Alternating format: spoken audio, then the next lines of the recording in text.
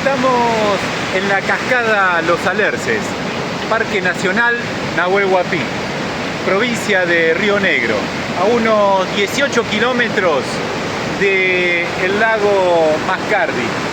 Hoy les quiero contar que este lugar es uno de los más lluviosos del Parque Nacional Nahuel Huapi, y la cantidad de precipitaciones que llega a los 2000 milímetros anuales permite el crecimiento de dos especies arbóreas, una que le da el nombre a este lugar, Cascada Los Alerces, y el otro es el ciprés patagónico.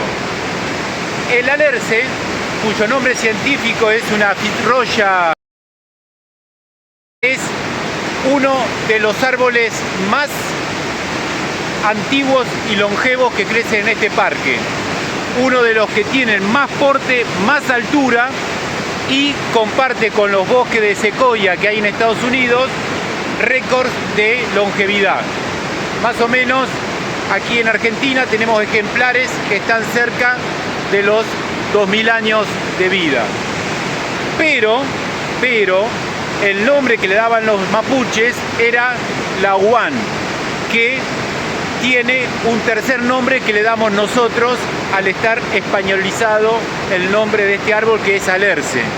El tema es, cuando nosotros denominamos a una especie animal o a una especie vegetal, lo hacemos desde una concepción idiomática distinta.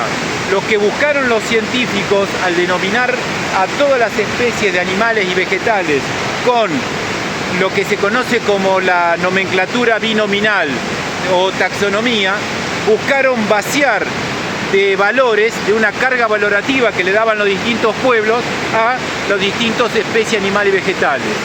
Nosotros vemos un árbol añejo, de gran porte, que necesita muchas precipitaciones para poder crecer y desarrollarse, que está en peligro de extinción, que hay que protegerlo, etcétera, etcétera, etcétera. Pero los pueblos originarios le daban otra carga valorativa extra a estos árboles. Lo rodeaban de mucho más valores, algunos compartidos por nosotros y otros quizás totalmente distintos.